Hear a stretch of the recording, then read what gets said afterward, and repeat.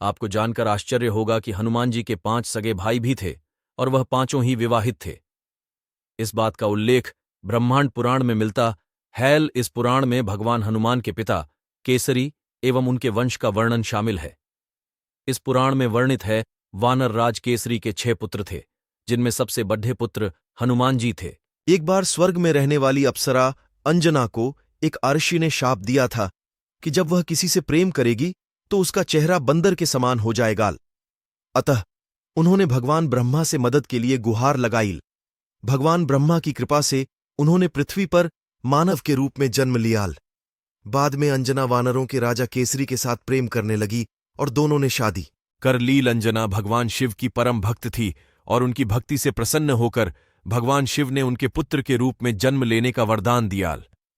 कुछ दिन बाद जब राजा दशरथ पुत्रोष्टि यज्ञ कर रहे थे, जिसके बाद आर्षि ने उन्हें अपनी सभी पत्नियों को खिलाने के लिए खीर दिया। रानी कौशल्या के हिस्से का कुछ खीर एक चील लेकर भाग गयाल। वह चील जब खीर लेकर उडीडीएच रहा था तो भगवान शिव के संकेत पर वायुदेव ने उस खीर के कुछ हिस्से को ध्यान कर रही अंजना के हाथों पर गिरा दिया। अंजना ने इसे भगवान शिव का प्रसाद समझकर खा लिया, जिसके परिणाम स्वरूप अंजना ने पवनपुत्र हनुमान को जन्म दिया, जो भगवान शिव के अवतार हैं। एक बार देवी सीता को सिंदूर लगाते देखकर हनुमान जी ने उनसे पूछा कि वह सिंदूर क्यों लगाती है। इस पर देवी सीता ने जवाब दिया कि चूंकि श्रीराम उनके पति हैं, अतः मैं उनकी लंबी उम्र की कामना के लिए सिंदूर लगाती हूं। यह सुनकर हनुमान जी ने सोचा कि अगर देवी सीता द्वारा थोड़ा सिंदूर लगाने से श्रीराम की उम्र लंबी हो सकती है, तो अगर मैं पूरे शरीर पर सिंदूर लगा लूं तो श्रीराम की उम्र कई गुना बढ़ जाएगी। ऐसा सोचकर उन्होंने अपने पूरे शरीर पर सिंदूर लगा लिया। चूंकि सिंदूर को बजरंग भी कहा जाता है, अतः उस दिन के बाद से हनुमान जी को बजरंग बली भी कहा जाने लगा। और यही कारण है कि जब भी उनकी पूजा होती है तो उन्हें सिंदूर चढ़ाया जाता है। संस्कृत भाषा में हनु का अर्थ है जब्धा और मान का अर्थ है विरूपित करना। क्या आपको पता है कि हनुमान जी का बचपन का नाम मारुति था? एक बार बालक मारुति ने भगवान सूर्य को फल समझकर खा लिया था, जिससे पूरे संसार में अंधेरा छा गया था। इस घटना से क्रोधित होकर भगवान इंद्र ने बालक मारुति पर वज्र से प्रहार किया, जिससे उनका जबड़ा टूट गया और वह मूर्छित हो गए। इसी घटना के बाद से बालक मारुति हनुमान के नाम से प्रसिद्ध हुए।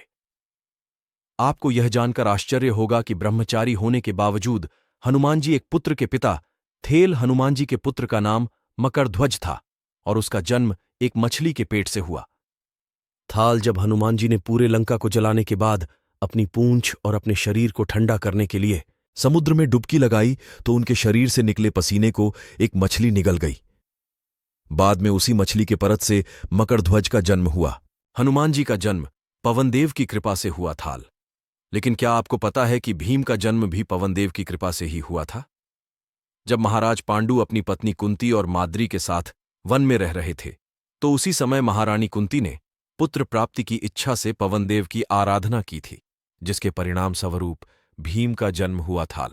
इस प्रकार हनुमान जी और भीम दोनों भाई थे। जब भगवान राम अपना मनुष्य रूपी शरीर को त्याग कर वैकुंठ वापस जाने का निर्णय किया, तो वह जानते थे कि हनुमान जी उनके परम भक्त हैं, अतः वह उन्हें नहीं जाने देंगे। अतः उन्होंने अपनी अंगूठी को पाताल लोक में गिरा दिया और हनुमान जी को उसे ढूंढ कर लाने का आदेश दिया। ऐसा सुनकर हनुमान जी अंगूठी को ढूंढने के लिए पाताल लोक चले गए। इसी बीच भगवान राम ने सरयू नदी में डुबकी लगाकर अपने मनुष्य रूपी शरीर का